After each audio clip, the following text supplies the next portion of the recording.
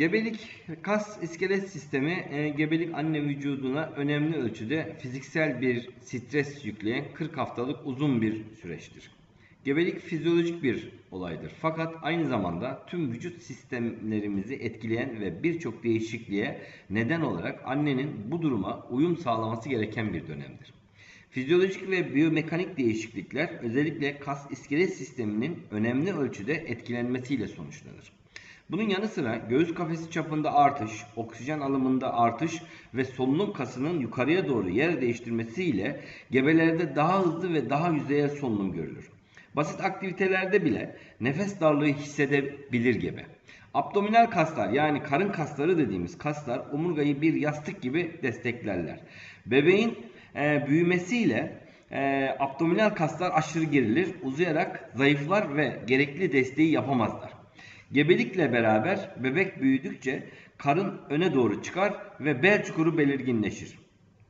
Dizler geriye gider ve vücut ağırlığımız daha çok topuklara taşınır. Artan ağırlık ve karnın öne doğru çıkmasıyla ağırlık merkezi öne doğru yer değiştirir ve öne düşmemek için vücut bu duruma adapte olmaya çalışır. Bel çukuru belirginleşmesi sonucu kamburluk dediğimiz torakal kifoz artar. Omuzlar yuvarlaklaşır ve baş öne doğru yer değiştirir. Bel çukurunun belirginleşmesi bele binen yük miktarını aynı zamanda artırır. Gebelik süresince salgılanan relaksin ve progesteron adı verilen hormonların etkisiyle bağlarda esneklik artışı olur ve bu durum eklemleri de etkileyerek ağrıya yol açabilir. Pelvik taban gebelikte 2,5 santim kadar aşağı çöker. Eklemleri destekleyen bağlarda esneklik vardır bu dönemde. Vücuttaki ödemin artışı da bu oluşan olumsuz gelişmelerin zararlarını daha da artırabilmektedir.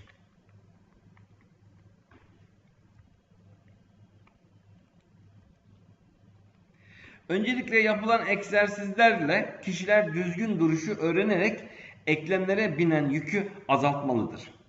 Aynı zamanda karın kasları, kalça çevresi kasların ve doğuma yardımcı kas grubunun kuvvetlendirilmesiyle yaşanabilecek sıkıntılar azaltılarak fiziksel kondisyon korunmaya çalışılır.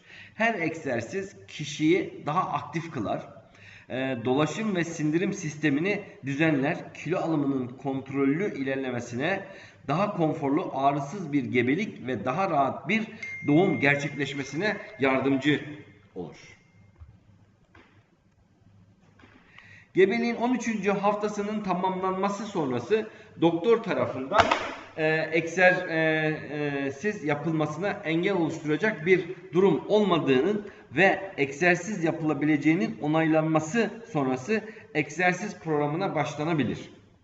Egzersizler sırasında vücudu sıkmayan, rahat ve terlemeyen kıyafetler tercih edilmeli ve ortam ısısı iyi ayarlanmalıdır.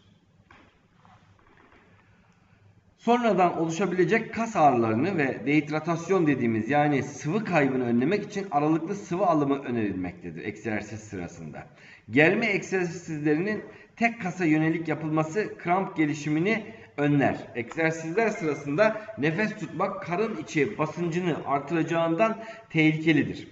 Egzersizler sırasında nefes ile birlikte kombine olarak hareketler uygulanmalıdır. Haftada minimum 3 gün olacak şekilde düzenli programlarla egzersiz yapılabilir gebelikte. Gebelikte meydana gelen değişikliklerin denge problemlerine de neden olabileceği unutulmamalı. Tüm bu bilgiler ışığında aktiviteler planlanmalı. Bağ yaralanmaları, denge problemleri, düşmelere neden olabilecek aktivitelerden gebelik döneminde özellikle uzak durulmalıdır.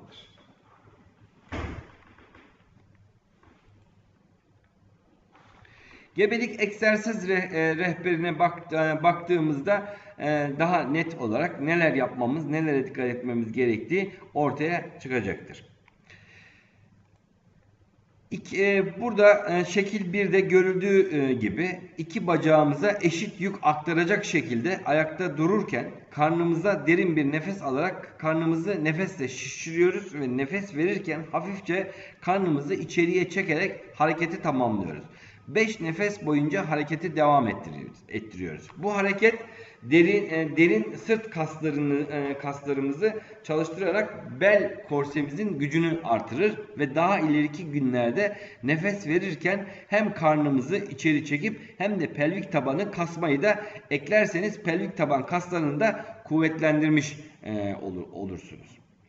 İkinci şekle baktığınızda, ikinci şekilde üst gövdemiz mümkün olduğunca sabit kalacak şekilde bacağınızı hafifçe yana doğru açıyorsunuz.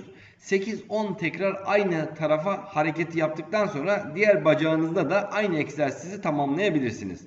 Düzgün bir şekilde dengede kalarak yana açtığınız bacağınızı 5 kez çevirerek dengeyi korumayı sürdürebilirsiniz. Aynı hareketi diğer tarafta da tekrarlayın lütfen. Şekil 3'te bu harekette ayakta dik dururken bir ayağınızı yerden kaldırabildiğiniz kadar kaldırın. Sonra yavaşça geriye doğru sallayın. Dizler hareket sırasında düz olmalıdır. Bel çukurunu artırmadan hareket yapmalıyız. Aynı hareketi diğer bacakta da lütfen tekrarlayın. Şekil 4'te sırt üstü dizler katlı. Ayak tabanları yerle temasta olacak şekilde çengel pozisyonunda yere uzanın.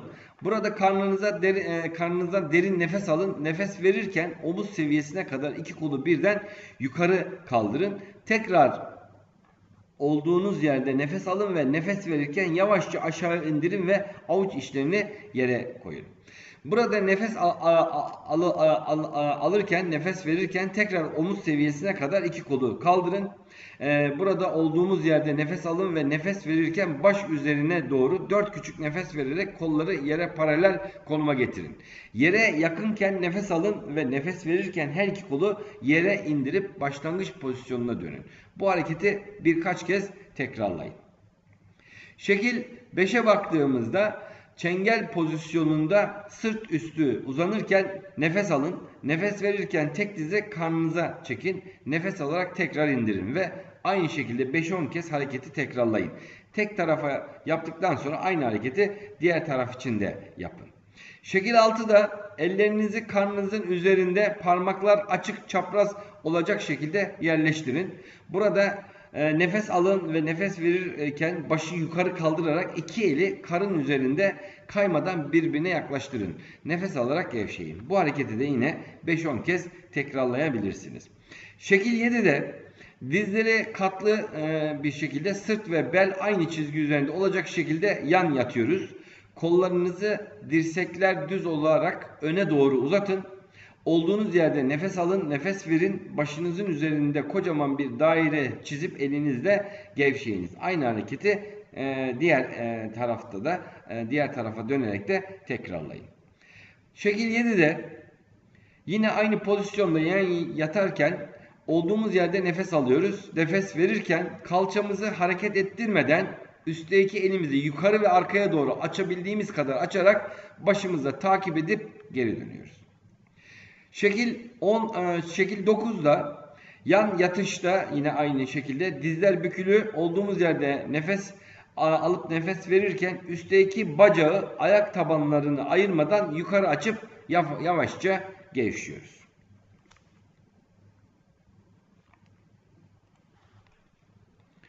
Şekil 10'da yan yatışta yine aynı şekilde üstteki bacağı kalça genişliğinde açıp kapatıyoruz. Şekil 11'de yine yan yatışta nefes alıp nefes verirken üstteki bacağı kalça genişliğinde açın. Tekrar olduğunuz yerde nefes alın, nefes verin ve bacağınızı kapatmadan parmak ucunu yerdeki ayağa dokundurup tekrar yukarı kaldırın. Şekil 12'de emekleme pozisyonuna geçiyoruz. Baş aşağıya bakarken duruyoruz. Sırtımız düzgün, kollar, bacaklar, omuz ve kalça genişliğinde açık olmalıdır. Kalça ve kollar sabitken başınızı öne ve aşağıya eğerek kızgın kedi gibi mümkün olduğunca kamburunuzu çıkarmadan omuzlarınızı itebildiğiniz kadar yukarı doğru itmelisiniz. Daha sonra gevşeyerek başlangıç pozisyonuna dönün. Bu egzersiz omurların aralarını açarak oradaki kasları rahatlatıp sizin ve bebeğinizin gevşemesi için yararlı bir egzersizdir. Doğuma giderken epidural tercih durumunda size yardımcı olacaktır. Şekil 13'te emekleme yine pozisyonundayken oturuncaya kadar kalçanızı yavaşça aşağıya indirin. Bu pozisyonda 20 saniye bekleyip gevşeyin. Dizlerinizi hafif yana doğru açabilirsiniz. Gebeliğin ilerleyen dönemlerinde karnınız büyüdükçe bir top yardımıyla çok eğilmeden bu egzersizleri yaparak üst gövdeniz ve omuz çevresini esnetip rahatlatabilirsiniz. 5 tekrar yeterlidir. Şekil 14'e geldiğimizde yine emekleme pozisyonunda tekrar temel duruşa geçtikten sonra nefes alıyoruz. Nefes verirken sağ kol ve sol ayağınızı dümdüz ileriye ve geriye doğru uzatarak tekrar başlangıç pozisyonuna dönüyoruz. Aynı hareketi diğer taraf için de yine çapraz olarak uyguluyoruz. Şekil 15'te emekleme pozisyonundayken nefes alıp nefes verirken sağ elimize ağırlık vererek sol kolu yavaşça yukarı doğru kaldırın. Bu pozisyonda esneyebildiğiniz kadar ileriye uzanın. 5-10 saniye uzandıktan sonra aynı hareketi diğer tarafta da tekrar edin.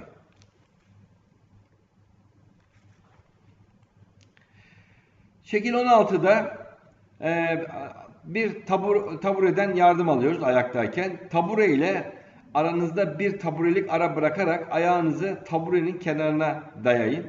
Diğer ayağınız yerle tam temas edecek şekilde dururken parmak ucunuzu hafifçe dışarı çevirin. Ağırlığınızı yavaşça yerdeki bacaktan tabure üzerinde olan bacağınızı aktarın ve öne doğru yaylanın.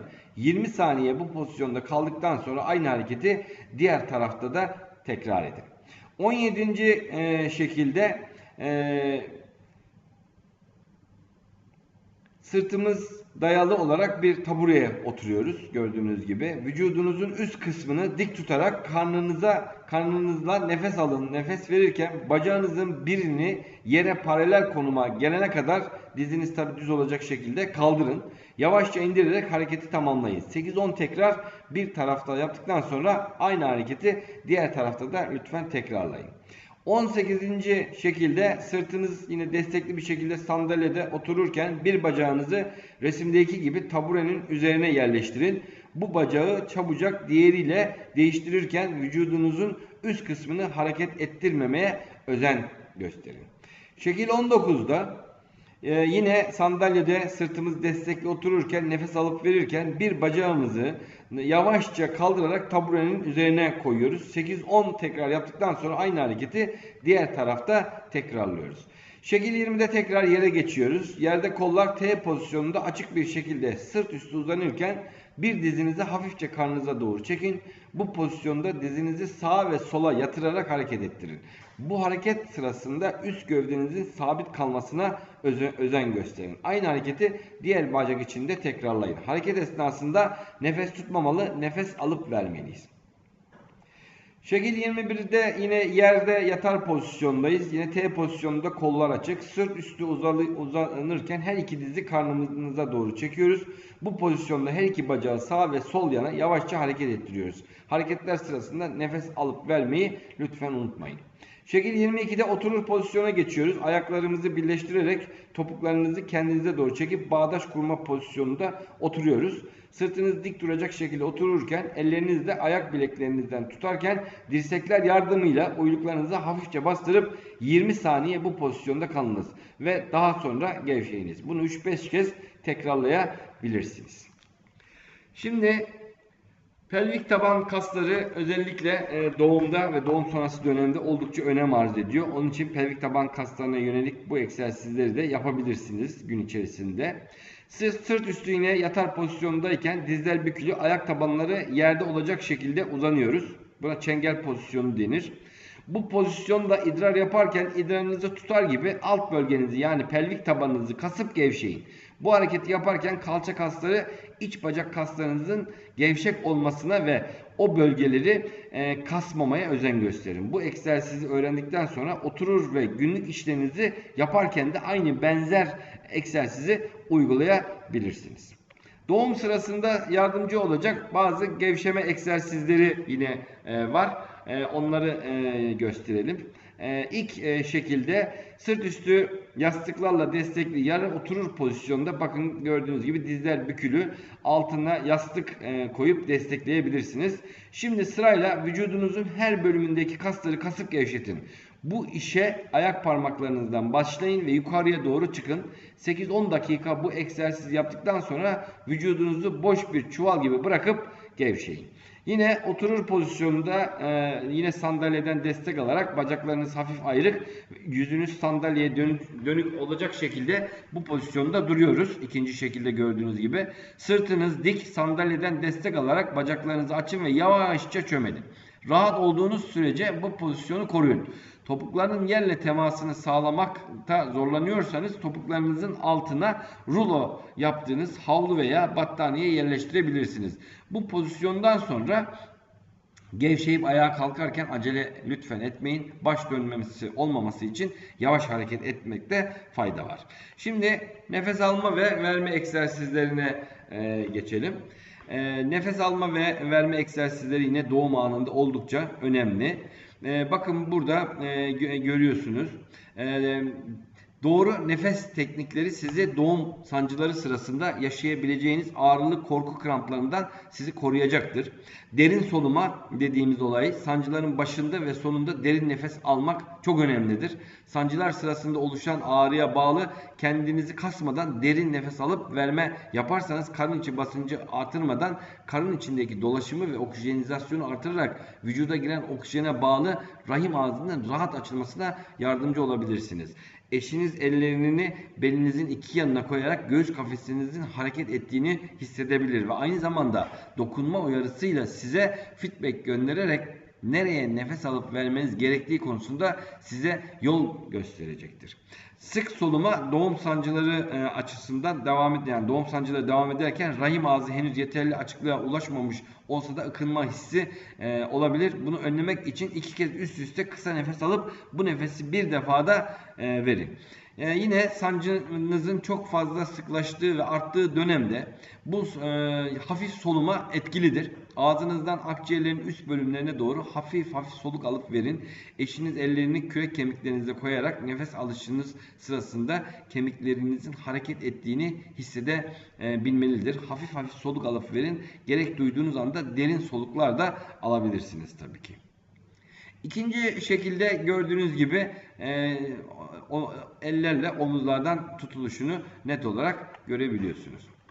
Peki doğum sonrası egzersiz aynı doğum öncesi ve doğuma hazırlık dönemindeki kadar önemli. Doğumdan yaklaşık 6 hafta sonra gebelik öncesi duruma dönülür.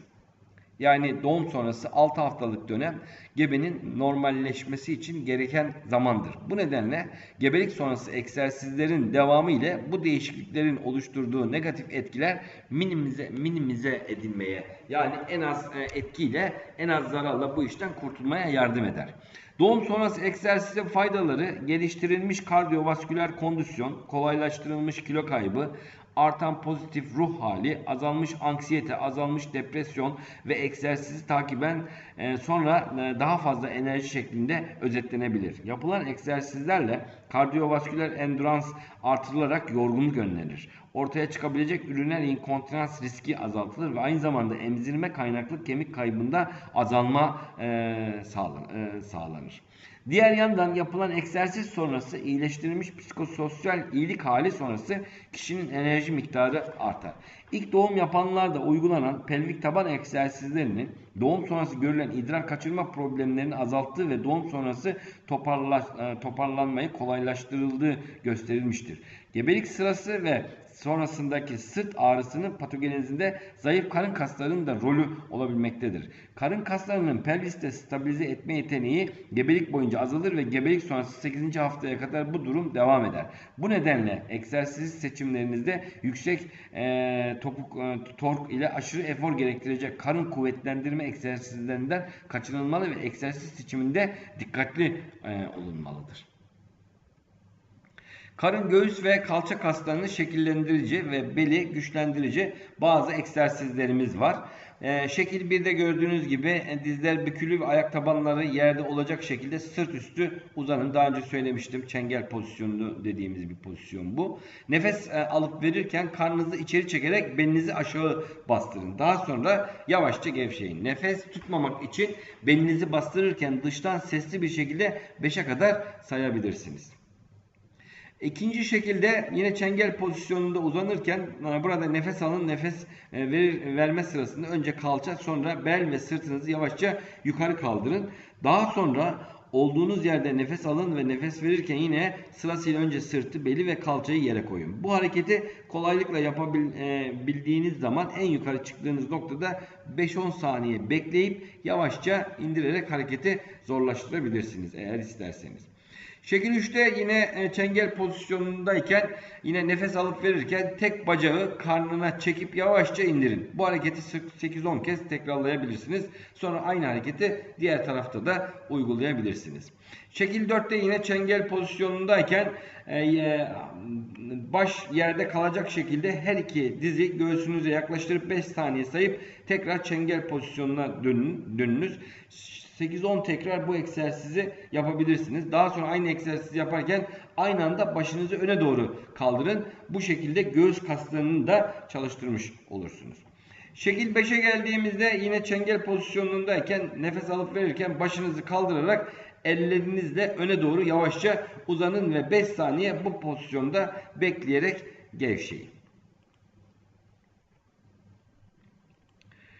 Şekil 6'da ayaktayken bacaklar omuz genişliğinde açık, eller yanda, ayakta dik duruyoruz. Kollarınızı başınızın hizasına getirin ve burada yukarıya doğru uzatın. Bedeninizin üst kısmını kollarınızla birlikte aşağı doğru sarkıtıp ellerinizle ayak parmaklarınızın ucuna dokunmaya çalışın. Tabi bu hareketi birden yapamayabilirsiniz. Yavaş yavaş tabi kademeli artırarak düzgün bir pozisyona, düzgün bir hareket şekline getirebilirsiniz. Birden böyle bir hareket yapmak için çok zorlamayın. Şekil 7'ye geldiğimizde oturur pozisyonda elleriniz ensede bağdaş kurarak oturur pozisyondayken nefes alıp verirken vücudunuzun üst kısmını ellerinizi başınızın arkasından öne doğru esneyerek 8-10 saniye bu pozisyonda kalmaya çalışın.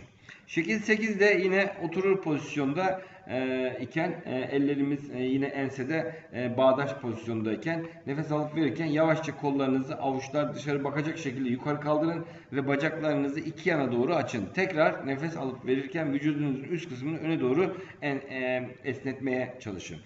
Dışınızdan sesli sayıp nefes tutmada 8-10 saniye kadar bu pozisyonda bekleyin. Daha sonra yavaşça doğrulun. Şekil 9'da sırt üstü kolları avuç içi aşağıya bakacak şekilde kollarınızı iki yana uzatın. Bacakları 90 derece olacak şekilde dik konuma getirin. Burada yavaş bir sağ ve sol tarafa kontrollü salınım yapabilirsiniz. Şekil 10'da yine aynı şekilde sırt üstü pozisyondayken yine ters T pozisyonda sırt üstü dururken bacaklarınızı 90 derece olacak şekilde yukarı kaldırın ve bu pozisyonda önce nefes alın, sonra nefes verirken bacakları yana doğru açıp kapatın. Şekil 11'de emekleme pozisyonundayken baş aşağı bakacak şekilde kollara eşit yük vererek dururken nefes alın. Nefes verirken diziniz düz bir şekilde bacağınızı geriye doğru uzatın. Daha sonra yavaşça gevşeyin. Aynı hareketi diğer tarafta da tekrarlayabilirsiniz. İlerleyen zamanlarda kum torbası yardımıyla egzersizi zorlaştırabilirsiniz. İkinci egzersizde yine emekleme pozisyonunda başlıyoruz. Bu kez dizimiz katlı olacak şekilde bacağımızı geriye doğru kaldırıp indiriyoruz. Burada yine oturur pozisyonda bacaklarımızı dizler düz bir şekilde öne doğru uzatarak yerde oturur pozisyonda duruyoruz. Avuçlar yerle temasta, kolları sağ ve sol yanınıza açınız. Sağ kolunuza yük vererek sol tarafınızı yerden kaldırarak yükselmeye çalışınız. Ritmik olarak bir sağ bir sol taraf olacak şekilde bu hareketi uygulayabilirsiniz. Şekil 13'te yine bağdaş kurmuş şekilde oturur pozisyondayken nefes alıp verirken kolları dirsekler düz olacak şekilde omuz seviyesine kadar yukarı kaldırın. Burada tekrar nefes alıp nefes verirken kolları başın üzerine kaldırın ve iyice gerin. Daha sonra tekrar nefes alarak kolları iki yana alıp gevşeyin. Şekil 14'te yine otururken bağdaş pozisyonunda kolları ters T şeklinde kaldırın. Burada nefes alın. 5 nefeste 5 küçük itme yaparak kolları geriye itip kürek kemiklerini yaklaştırarak esneyin ve durup tekrar derin bir nefes alın. Şekil 15'te dizüstü pozisyona geçip kolları göğüs üzerine kavuşturun. Üst gövdeniz sabit kalacak şekilde pozisyonu bozmadan yavaşça sağ ve sol tarafa oturmaya çalışın.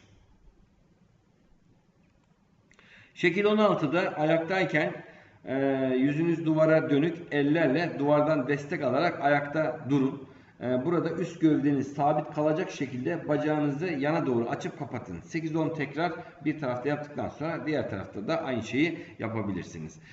17. şekilde yine ayakta dururken bacakları yana doğru açın ve ağırlığınızı iki bacağa eşit olarak aktarın. Bu pozisyondayken kolları yere paralel olacak şekilde göğüs üzerinde birleştirin.